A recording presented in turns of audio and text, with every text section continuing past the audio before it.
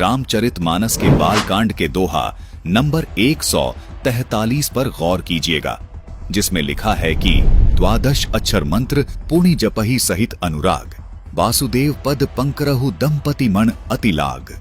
अनुवाद किया है कि मनु और सतरूपा द्वादश अक्षर मंत्र का प्रेम सहित जप करते थे।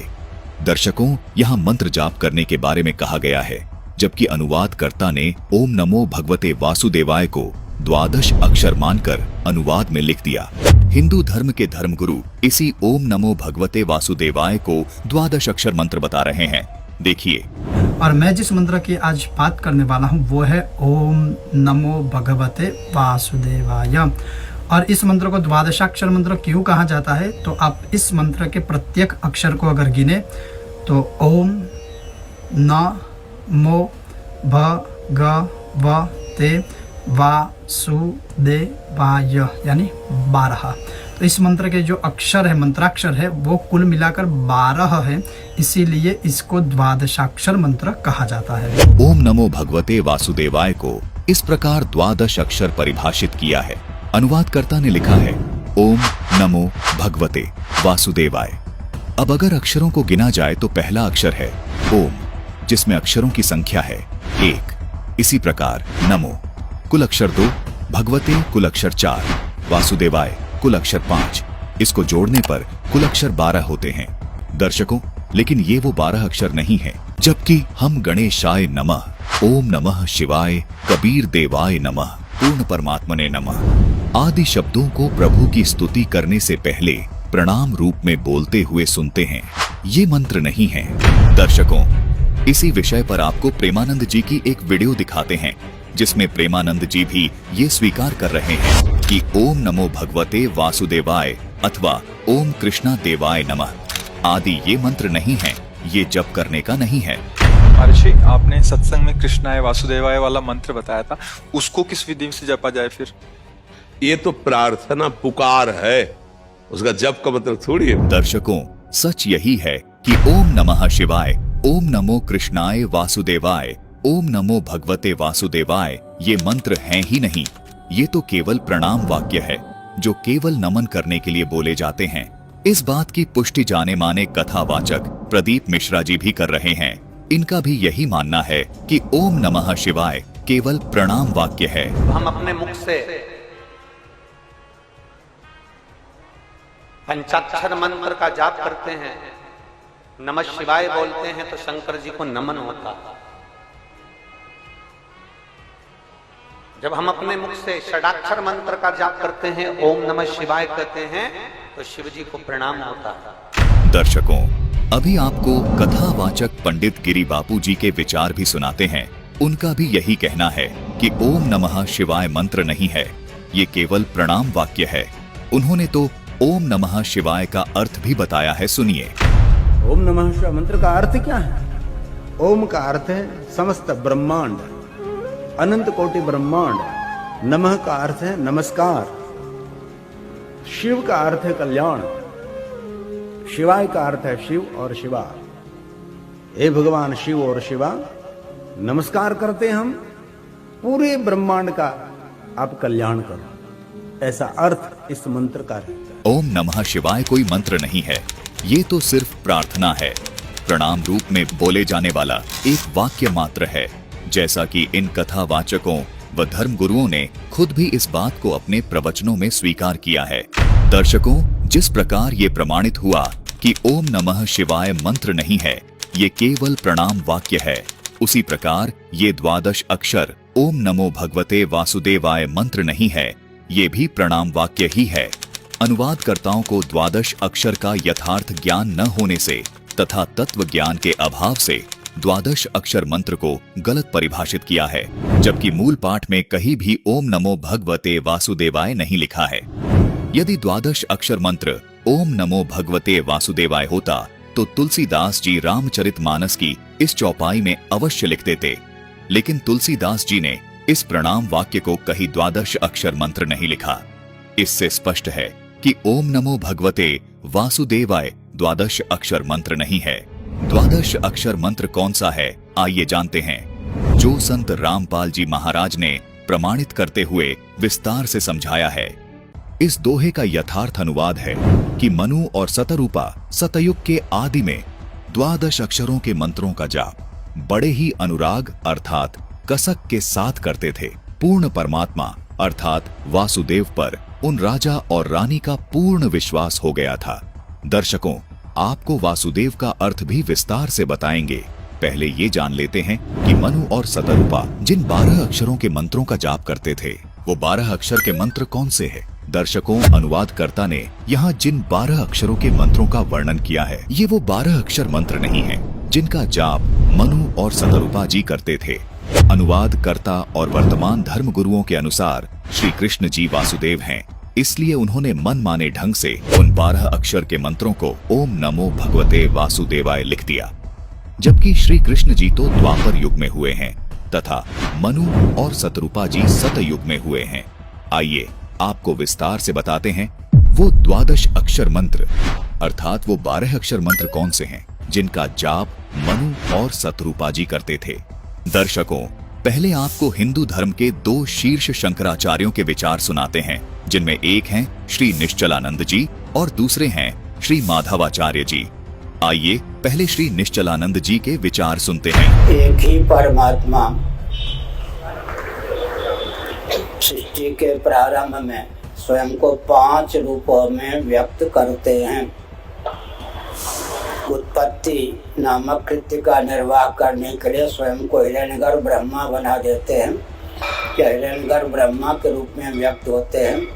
स्थिति नामक कृत्य का पालन, रक्षण नामक कृत्य का निर्वाह करने के लिए वे विष्णु के रूप में, श्रीमन नारायण के रूप में स्वयं को प्रकट करते हैं। संहार नामक कृत्य का निर्वाह करने के लिए शिव के रूप में प्रकट करते हैं। निग्रह नामक कृत्य का निर्वाह करने के लिए, कृत्य माने कार्य, शक्ति के रूप में स्वयं को व्यक्त करते हैं। अनुग्रह नामक कृत्य का निर्वाह करने के लिए गणपति या गणेश के रूप में स्वयं को प्रकट करते हैं। श्री निश्चलानंद जी ने बताया है कि काल ब्रह्म के लोक में इन मुख्य 5 देवी देवताओं ने काल ब्रह्म की सारी व्यवस्थाओं को संभाला हुआ है। ये 5 देवता मुख्य तौर पर हिंदू धर्म में पूजे जाते हैं। आइए अब आपको शंकराचार्य माधवाचार्य जी के भी विचार सुनाते हैं, जिसमें वे भी स्वीकार कर रहे हैं कि हिंदू धर्म में मुख्य तौर पर इन पंचदेव की भक्ति होती है। सुनिए माधवाचार्य जी के विचार। आप जी का इष्ट देव कौन है? इष्ट देव तो कोई भी हो सकता है। हम तो पंच देव उपासना करते हैं, 5 देवता होते हैं। तो दर्शकों, देखा आपने, दोनों ही शंकराचार्यों जी ने ये बताया है कि हिंदू धर्म में इन पंच देवों की भक्ति का प्रावधान है। वे पंच देवता इस प्रकार हैं: ब्रह्मा जी, विष्णु जी, शिव जी, देवी दुर्गा जी और गणेश जी। दर्शकों, शंकराचार्य जी बिल्कुल सही बता रहे हैं कि ये पंचदेव काल ब्रह्म के लोक की व्यवस्था को संभालते हैं। ये देवता प्रत्येक मनुष्य के शरीर में बने कमलों में विराजमान रहते हैं, इसलिए भक्ति साधना में इन पंचदेव का विशेष स्थान है। दर्शकों, अब आपको इन देवी देवताओं की यथार्थ स्थिति के बारे में बताते हैं। विडंबना है कि कुछ धर्म गुरु तो इन देवी देवताओं के अस्तित्व को ही नहीं मानते और कुछ धर्म गुरु इन देवी देवताओं को ही फाइनल गॉड अर्थात पूर्ण परमात्मा माने बैठे हैं। संत रामपाल जी महाराज ने इन देवी देवताओं की स्थिति को बिल्कुल प्रमाणित और सही बताया है। दर्शकों, आज तक हमारे धर्म गुरुओं ने हमें यही बताया था कि भगवान श्री कृष्ण उर्फ विष्णु जी, ब्रह्मा जी, शिव जी से ऊपर कोई भगवान नहीं है। वो अखिल ब्रह्मांड के स्वामी हैं। दर्शकों, पहली बात तो ये है कि ब्रह्मा, विष्णु और महेश ये अखिल ब्रह्मांड के स्वामी नहीं है, न ही 3 लोक के स्वामी है, बल्कि 3 लोकों में एक विभाग के अधिकारी हैं। ये सब आप अच्छे से जानते ही हैं कि रजगुण विभाग के ब्रह्मा जी, सतगुण विभाग के विष्णु जी और तम गुण विभाग के शिव जी अधिकारी हैं। जैसे एक राज्य में एक मुख्यमंत्री होता है तथा अन्य मंत्री भी होते हैं। मान लीजिए कि एक राज्य में 23 जिले हैं। उन सब जिलों के ऊपर अलग अलग विभागों का एक मंत्री भी होता है। दर्शकों, वो मंत्री उस पूरे राज्य में एक विभाग का मंत्री होता है। उस मंत्री को पूरे राज्य का स्वामी नहीं कह सकते। इसी प्रकार इस ब्रह्मांड रूपी राज्य में 14 लोक अर्थात जिले जानो और उन 14 जिलों में से इन 3 जिलों में यानी 3 लोकों स्वर्ग लोक, पाताल लोक और पृथ्वी लोक में एक एक विभाग के मालिक हैं ब्रह्मा, विष्णु, महेश। यानी इन 3 लोकों में ब्रह्मा जी का विभाग है रजोगुण जिससे जीवों की उत्पत्ति होती है, विष्णु जी का विभाग है सतोगुण जिससे जीवों का पालन पोषण होता है और शिव का विभाग है तमोगुण जिससे जीवों का संहार होता है। इन तीनों देवताओं के पिता जिसको ब्रह्म कहते हैं, जो क्षर पुरुष है, उसको इस ब्रह्मांड का यानी इस राज्य का मुख्यमंत्री जानो। दर्शकों, ये ब्रह्म क्षर पुरुष यानी मुख्यमंत्री अपने पास इनमें से कोई भी विभाग कभी भी रख लेता है, अर्थात ये सभी विभाग इसी ब्रह्म के अंतर्गत आते हैं क्योंकि ये ब्रह्मांड यानी प्रांत का भी मालिक होता है। इसी प्रकार ये ब्रह्म इन तीनों देवताओं के ऊपर स्वामी है। इसीलिए ये काल ब्रह्म क्षर पुरुष इन तीनों देवताओं का रूप बनाकर इस ब्रह्मांड की व्यवस्था को भी संभालता है। यही काल ब्रह्म कभी विष्णु का रूप बनाकर तो कभी शिव का रूप बनाकर कभी ब्रह्मा का रूप बनाकर इस ब्रह्मांड में मौजूद 14 लोकों की व्यवस्थाएं संभालता है, जबकि ब्रह्मा, विष्णु, महेश केवल तीनों लोकों में एक एक विभाग की व्यवस्था संभालते हैं। हमारे धर्मगुरु गलतफहमी के कारण विष्णु जी को सर्वेस्वा मानकर ये धारणा बनाकर बैठे थे कि विष्णु ही शिव बन जाता है, विष्णु ही ब्रह्मा बन जाता है। कभी शिव के बारे में ये धारणा बना लेते थे कि शिव ही ब्रह्मा बन जाता है, शिव ही विष्णु बन जाता है।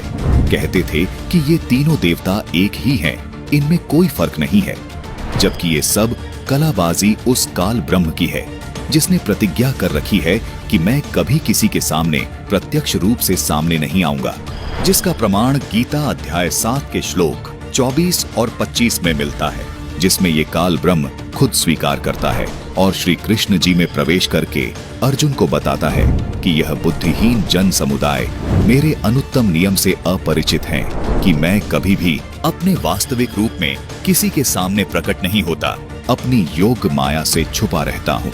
इसलिए मुझ अव्यक्त को मनुष्य रूप में आया हुआ अर्थात कृष्ण मानते हैं। अपने इस अनुत्तम नियम के कारण ही ये अपने पुत्रों का रूप बनाकर इन 14 लोकों में सब कार्य करता है। काल ब्रह्म ने अव्यक्त रहने की प्रतिज्ञा कब और क्यों की, ये तत्व ज्ञान केवल संत रामपाल जी महाराज ने ही प्रमाणित करके बताया है। कृपया संत रामपाल जी महाराज द्वारा बताई गई संपूर्ण सृष्टि रचना की इस वीडियो को अवश्य देखिए, जिसका लिंक हमने डिस्क्रिप्शन बॉक्स में दे दिया है। जैसे मुख्यमंत्री किसी विभाग के कार्य की फाइल पर जब हस्ताक्षर करते हैं, यानी किसी विभाग का कार्य खुद करने जाते हैं, तो उस समय मंत्री की हैसियत से हस्ताक्षर करते हैं, जबकि होते वो मुख्यमंत्री ही हैं, लेकिन उस समय वो उस विभाग का कार्य देख रहे होते हैं। इसी प्रकार जब इस ब्रह्म को ब्रह्मा, विष्णु या शिव के स्तर का कार्य खुद करना होता है, तो इनका रूप बनाकर वहां प्रकट हो जाता है। इसके बाद आता है अक्षर पुरुष, जिसको उप प्रधानमंत्री के समान जानो। उसके बाद आते हैं सबसे ऊपर वाले पद पर परम अक्षर ब्रह्म, उनको प्रधानमंत्री जानो। वो सब प्रांतों का स्वामी है और किसी भी राज्य के किसी भी जिले में हस्तक्षेप कर सकता है, अर्थात सब राज्यों का यानी सब लोगों पर ऑल ओवर कंट्रोलर होता है। अगर कोई एक विभाग के मंत्री को प्रधानमंत्री बताए तो ये उसकी नासमझी है। यदि कोई ये कहे कि प्रांत का मंत्री कोई मायने नहीं रखता तो वो भी महामूर्ख है। इसलिए संत रामपाल जी महाराज इन सभी देवी देवताओं से लेकर परम अक्षर ब्रह्म तक की स्थिति को अच्छे से जानते हुए कभी किसी देवता का अर्थात किसी मंत्री का अनादर नहीं करते और न ही किसी मंत्री को प्रधानमंत्री बताकर अर्थात ब्रह्मा, विष्णु, महेश को पूर्ण परमात्मा बताकर उस प्रधानमंत्री यानी पूर्ण परमात्मा का अनादर करते हैं। ऐसी गलती सिर्फ वो लोग कर सकते हैं जिनको ये तत्व ज्ञान नहीं है। दर्शकों, आपसे पुनः निवेदन है कि इन सभी देवी देवताओं की और पूर्ण परमात्मा की संपूर्ण जानकारी प्राप्त करने के लिए डिस्क्रिप्शन बॉक्स में दिए गए लिंक पर क्लिक करके संपूर्ण सृष्टि रचना वीडियो को अवश्य देखिए। दर्शकों, आप संत रामपाल जी महाराज के प्रवचनों पर न सही, लेकिन अपने पवित्र शास्त्रों को कदापि अनदेखा नहीं कर सकते। ये सभी गूढ़ रहस्य संत रामपाल जी महाराज ने हमारे पवित्र शास्त्रों से ही बताए हैं। दर्शकों काल ब्रह्म के लोक से निकलने के लिए तथा हर प्रकार की सुविधा प्राप्त करने के लिए इन्हीं पंच देवी देवताओं की साधना करनी होती है। दर्शकों इनसे ये सब सुविधाएं प्राप्त करने के लिए इनकी साधना का 12 अक्षर मंत्र का जाप करना पड़ेगा। लेकिन दुर्भाग्य की बात है कि इन सभी शंकराचार्यों को तथा हिंदू धर्म के इन सभी कथावाचकों, धर्म गुरुओं और प्रचारकों को 12 अक्षर मंत्र की जानकारी नहीं है, जो इन्हीं 5 देवी देवताओं की साधना के यथार्थ मंत्र हैं। सभी शंकराचार्य तथा हिंदू धर्म के ये सभी कथावाचक, धर्म गुरु और प्रचारक इन देवी देवताओं का मूल मंत्र इस 12 अक्षर ओम नमो भगवते वासुदेवाय को माने बैठे हैं और इसी मंत्र का जाप करके मोक्ष की आस लगाए बैठे हैं। यदि सभी शंकराचार्यों तथा हिंदू धर्म के इन प्रचारकों की बात को सत्य माना जाए तो ये मंत्र 5 देवताओं की भक्ति अर्थात साधना का नहीं हो सकता, क्योंकि ये मंत्र तो केवल वासुदेव के लिए है, जिसे सभी शंकराचार्य जी श्री कृष्ण अर्थात विष्णु जी के तौर पर मानते हैं, जबकि शंकराचार्य जी खुद ये स्वीकार कर रहे हैं कि हिंदू धर्म में मुख्य 5 देवी देवता हैं जो काल ब्रह्म की सब व्यवस्थाओं को संभालते हैं और यही पंच देवता इस लोक में सर्व सुविधाएं प्राप्त करवाते हैं। दर्शकों, इन पंचदेव साधना के यथार्थ 12 अक्षर मंत्र आपके सामने उजागर करने जा रहे हैं, जिनको वर्तमान में केवल और केवल तत्वदर्शी संत रामपाल जी महाराज ने ही दुनिया के सामने उजागर किया है। तो आइए देखते हैं मनु और शतरूपा जी इन 5 देवी देवताओं के कौन से 12 अक्षर मंत्रों का जाप करते थे। दर्शकों, मनु और शतरूपा जी सतयुग के आदि में पंचदेव के यथार्थ मंत्रों का जाप करते थे, जिन मंत्रों को संत रामपाल जी महाराज भी प्रथम दीक्षा के समय में अपने शिष्यों को देते हैं। इन 5 देवों के मंत्रों के 12 अक्षर मंत्र इस प्रकार हैं, जिनका जाप मनु और शतरूपा जी करते थे। ओम किलिम हरिम श्रीम सोहम। दर्शकों, इस प्रकार इन अक्षरों को जोड़कर देखा जाए तो कुल 12 अक्षर बनते हैं। दर्शकों, ये 12 अक्षर का एक मंत्र कहलाता है और इस एक मंत्र को साधक को प्रतिदिन 108 बार करना होता है। यही वो 12 अक्षर मंत्र है। इनका जाप मनु और शतरूपा जी करते थे। ये आदि सनातनी पूजा के प्रथम चरण के मंत्र हैं। इन्हीं मंत्रों को संत रामपाल जी महाराज अपने शिष्यों को देते हैं। दर्शकों, आप सोच रहे होंगे ये जो ओम शब्द है इसको एक ही अक्षर क्यों गिना गया, जबकि सुनने व बोलने में एक प्रतीत नहीं हो रहा। इस शंका के निवारण के लिए हमें गीता जी अध्याय 8 के श्लोक 13 को देखना होगा, जिसकी संस्कृत में लिखा है कि ओम इति एकाक्षरम, जिसके अनुवाद में लिखा है कि ओम इस एक अक्षर रूप का अर्थात ब्रह्म के नाम का चिंतन करता हुआ। दर्शकों, गीता जी से ये स्पष्ट हो जाता है कि ओम को एक ही अक्षर गिना जाता है। इसी प्रकार यहाँ शिव पुराण में भी प्रमाण है कि वह प्रणव ओम नामक एक अक्षर हो गया। इसी प्रकार रामचरितमानस की इस चौपाई में भी अनुवादकर्ता ने ओम को एक अक्षर गिना है, तभी ये 12 अक्षर होते हैं। दर्शकों, इससे स्पष्ट है कि शास्त्रों के आधार पर ओम शब्द को एक अक्षर ही गिना जाता है। दर्शकों, किसी भी श्रद्धालु को ये शंका नहीं रहनी चाहिए कि ये अक्षर सही हैं या ये वाले अक्षर सही हैं। जैसा कि आप इसी रामचरितमानस की इस चौपाई में देख रहे हैं कि यहाँ अक्षर शब्द लिखा है, यहाँ ये अक्षर शब्द संत भाषा में लिखा गया है, जबकि इस अक्षर शब्द को अगर हम शुद्ध करके लिखेंगे तो ऐसे लिखेंगे। इसमें ना तो च शब्द है और न ही छ शब्द है, लेकिन ये दोनों ही शब्द अक्षर का बोध करवाते हैं। अनुवादकर्ता ने 12 अक्षर शब्द का अर्थ 12 किया है, यानी अक्षर शब्द को अक्षर लिखा है, जो बिल्कुल ठीक है। इसी प्रकार इन मंत्रों को व्याकरण की दृष्टि से देखने में भिन्नता नजर आ रही है, लेकिन ये इन देवी देवताओं के मूल मंत्र होने का ही बोध करवाते हैं। इसी प्रकार एक और शब्द है, ये देखिए, रामचरितमानस की इस चौपाई में लच्छी शब्द है, जो कि संत भाषा में इस प्रकार लिखा गया है, लेकिन यदि इस शब्द को शुद्ध करके लिखेंगे तो लक्ष्मी शब्द बन जाएगा। इसी प्रकार रामचरितमानस के इस दोहे में ओरु शब्द लिपिबद्ध है, जो कि संत भाषा के दृष्टिकोण से लिखा गया है, लेकिन अनुवादक ने इस शब्द का अनुवाद करते समय ओरु को और लिखा है। दर्शकों, दोनों शब्द समान अर्थ का बोध करवा रहे हैं। इसी प्रकार लच्छी को अनुवादक ने लक्ष्मी लिखा है, अर्थात लच्छी संत भाषा के दृष्टिकोण से लिखा गया है और लक्ष्मी व्याकरण की दृष्टिकोण से लिखा गया है, लेकिन दोनों शब्द श्री लक्ष्मी का बोध करवाते हैं। ठीक इसी तरह जैसे यहाँ ये किलियम शब्द और ये किलिम शब्द दोनों ही श्री गणेश जी के मूल मंत्र का बोध करवा रहे हैं। इसलिए सभी श्रद्धालुओं से निवेदन है कि आप ये देखकर भ्रमित न हो कि एक ही मंत्र अलग अलग तरह से क्यों लिखा अथवा बोला गया है। दर्शकों, ये आदि सनातनी पूजा के प्रथम चरण के 12 अक्षर मंत्र हैं। इन मंत्रों को केवल पूर्ण संत से लेकर ही जाप किया जाता है। तत्वदर्शी संत ही इन मंत्रों को जाप करने की विधि बताता है। आपको शंका हो सकती है कि इन मंत्रों का प्रमाण और किस ग्रंथ में है। दर्शकों, ये तो प्रमाणित हो ही चुका है कि आदि सनातनी पूजा के अंतर्गत आने वाले इन 12 अक्षर मंत्रों को सतयुग के आदि में सत सुकृत रूप में आए कबीर परमात्मा ने मनु और सतरूपा को दिया था, जिसके कुछ वर्ष बाद ये भक्ति लुप्त हो गई। दर्शकों, यही 12 अक्षर मंत्र कलयुग में आज से लगभग 600 वर्ष पहले कबीर परमात्मा ने इन 12 अक्षर मंत्रों का जाप अपने शिष्यों को दिया था, जिसका प्रमाण आपको कबीर शब्दावली के पेज 77 पर देखने को मिलेगा, जिसमें कबीर साहिब जी का एक शब्द है, कर नैनो दीदार महल में प्यारा है। कबीर साहिब जी ने अपने इस शब्द में इन 12 अक्षर मंत्रों को स्पष्ट लिखा है। वाणी है कि कर नैनो दीदार महल में प्यारा है।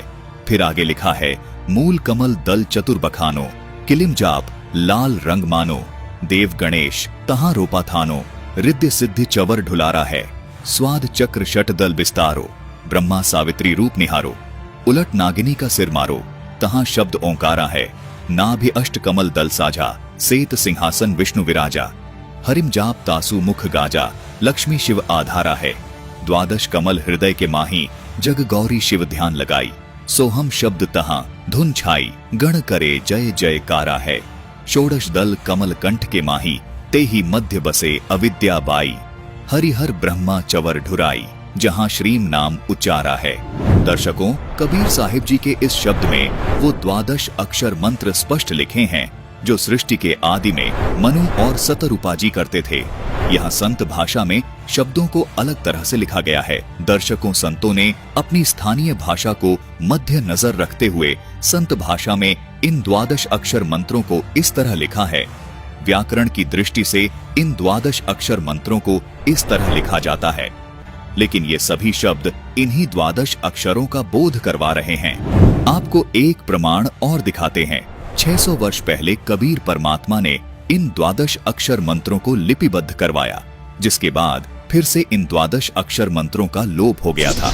कबीर परमात्मा ने आज से लगभग 300 साल पहले फिर प्रकट होकर गरीबदास जी महाराज को छुड़ानी में आकर इन 12 अक्षर मंत्रों को प्रदान किया।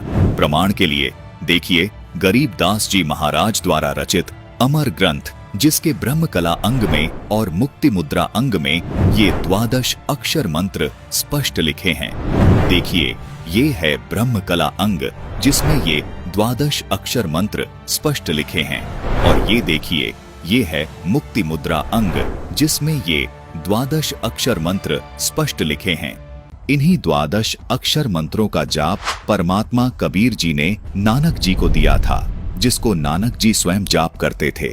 कबीर परमात्मा ने बाबा नानक जी को दूसरे चरण की साधना का यथार्थ मंत्र सतनाम भी प्रदान किया था, जिसको बाबा नानक जी ने कभी किसी को आगे जपने के लिए नहीं दिया। प्रथम चरण में मिलने वाले इन 12 अक्षरों वाले मंत्रों को बाबा नानक जी ने आगे गुरु परंपरा में केवल गद्दी पर बैठने वाले उत्तराधिकारी को इन 12 अक्षरों वाले मंत्रों का भेद बताया, जिसका प्रमाण हमें सिख धर्म की प्रमाणित पुस्तक 35 अखरी में देखने को मिलता है, जिसमें यही 12 अक्षर मंत्र शुद्धता के साथ लिखे हैं। देखिए यहाँ पर ओम, हरिम, श्रीम, किलिम और सोहम स्पष्ट लिखे हैं। वर्तमान में इन 12 अक्षरों वाले मंत्रों का जाप और इनके करने की सही विधि केवल संत रामपाल जी महाराज के पास है। संत रामपाल जी महाराज ही इन मंत्रों को प्रदान करने के एकमात्र अधिकारी संत हैं।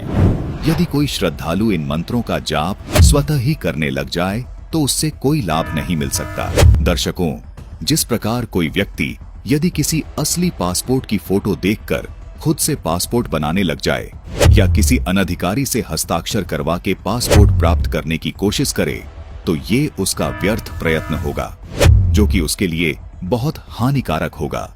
इसी प्रकार परमात्मा प्राप्ति के इन मंत्रों का जाप केवल अधिकारी संत से ही प्राप्त कर सकते हैं, जो कि वर्तमान समय में इन मंत्रों को देने के अधिकारी केवल संत रामपाल जी महाराज ही हैं। इन्हीं 12 अक्षर वाले मंत्रों का जाप संत रामपाल जी महाराज प्रथम चरण की दीक्षा में अपने शिष्यों को सन 1994 से दे रहे हैं। दर्शकों, ये 12 अक्षर मंत्र पंचदेव साधना के यथार्थ मंत्र हैं, जबकि ये तमाम धर्म गुरु ओम नमो भगवते वासुदेवाय को 12 अक्षर मंत्र बताकर आपको भ्रमित कर रहे हैं और खुद भी भ्रमित हैं।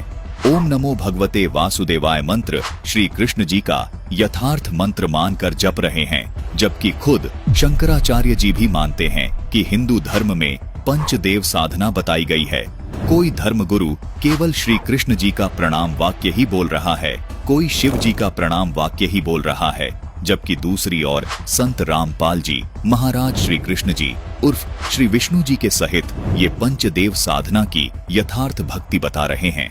इन धर्म गुरुओं ने जीवन भर आपसे ओम नमो भगवते वासुदेवाय, ओम नमः शिवाय आदि प्रणाम वाक्य जपवाए हैं, लेकिन श्रद्धालुओं को कोई लाभ नहीं मिला। इसका कारण है कि ये यथार्थ मंत्र हैं ही नहीं। आपकी पुकार इन देवी देवताओं तक पहुंच ही नहीं रही। दर्शकों, इसको एक उदाहरण के माध्यम से समझने की कोशिश करते हैं। मान लीजिए आपको किसी मंत्री से लाभ प्राप्त करना है। अब उस मंत्री से लाभ प्राप्त करने के लिए या तो आपको उसके कार्यालय जाकर उनसे रूबरू होकर अपना कार्य करवाना होगा, या आप उनसे मोबाइल पर कॉल करके अपना कार्य उनसे करवा सकते हैं। अब यदि कोई व्यक्ति उस मंत्री का खास बनकर आपको किसी साधारण व्यक्ति का नंबर दे दे या कोई गलत नंबर दे दे, तो आप उस नंबर से कोई लाभ प्राप्त नहीं कर पाएंगे।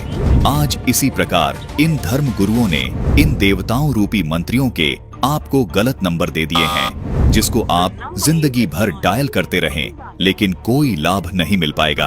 आप जब तक उनकी साधना का सही नंबर डायल नहीं करेंगे, तब तक आप उनसे अपना कोई कार्य सिद्ध नहीं करवा पाएंगे। इन देवताओं के सही नंबर अर्थात वास्तविक साधना के मंत्र संत रामपाल जी महाराज के पास हैं। सभी प्रमाणित संतों ने पंचदेव साधना के इन्हीं मंत्रों का जाप किया है जो संत रामपाल जी महाराज बता रहे हैं। पंचदेव साधना के ये 12 अक्षर मंत्र विश्व कल्याण के लिए कितने महत्वपूर्ण हैं, आइए जानते हैं। भविष्यमालिका पुराण में लिखा है कि 2032 तक पूरे विश्व में सत्य सनातन धर्म प्रतिष्ठित हो जाएगा। ऐसा ही संकेत कबीर परमात्मा ने कबीर सागर में किया है कि सारा संसार सत्य भक्ति अपनाएगा और आदि सनातन धर्म पूरे विश्व में प्रतिष्ठित हो जाएगा। दर्शकों, आदि सनातनी पूजा के प्रथम चरण की ये पूजा ही विश्व में सनातन धर्म प्रतिष्ठित करने में अहम भूमिका निभाएगी। दर्शकों, आज विश्व के सभी प्राणी बेशक अलग अलग धर्मों में बटे हुए हैं। विश्व के सभी मानवों यानी स्त्री व पुरुषों के शरीर की संरचना एक जैसी है तथा इनमें बने कमल भी एक जैसे हैं।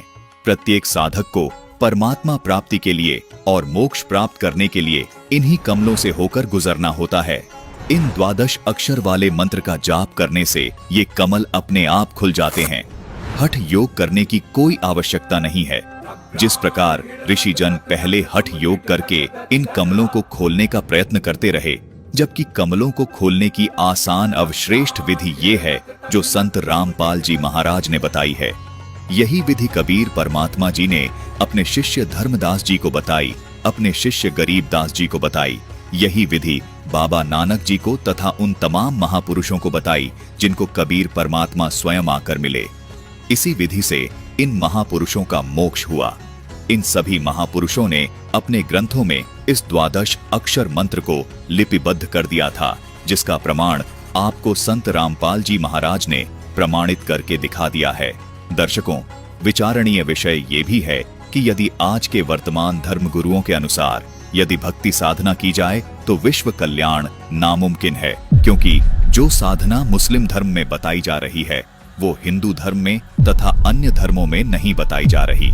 इसका मतलब हिंदू समाज का तथा अन्य धर्मों के लोगों का मोक्ष होना असंभव है।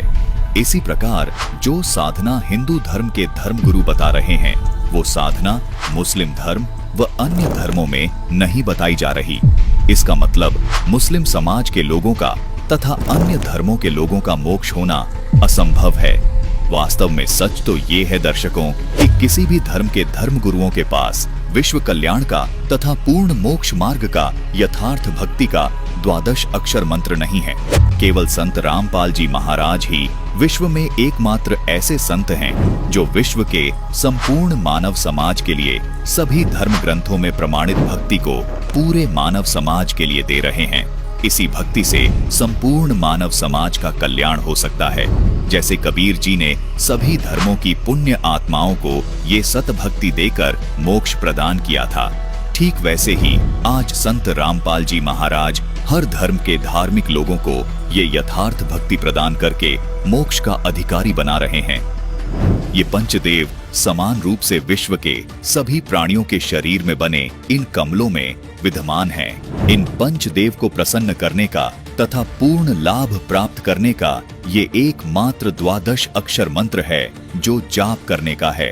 संत रामपाल जी महाराज इस 12 अक्षर मंत्र का जाप दिन में कम से कम 108 बार अपने शिष्यों को जपने का निर्देश देते हैं, जो विश्व में केवल एकमात्र संत रामपाल जी महाराज ही दे रहे हैं। संपूर्ण विश्व के प्राणी इस 12 अक्षर मंत्र की जब साधना करेंगे तो चारों ओर खुशहाली और भाईचारा कायम होगा। पूरा विश्व एक हो जाएगा और आदि सनातन धर्म पूरे विश्व में प्रतिष्ठित हो जाएगा। सभी मानवों के जीवन से दुख हमेशा हमेशा के लिए खत्म हो जाएगा, क्योंकि इस 12 अक्षर मंत्र में इन पंचदेवों की शक्ति सामूहिक रूप से कार्य करती है।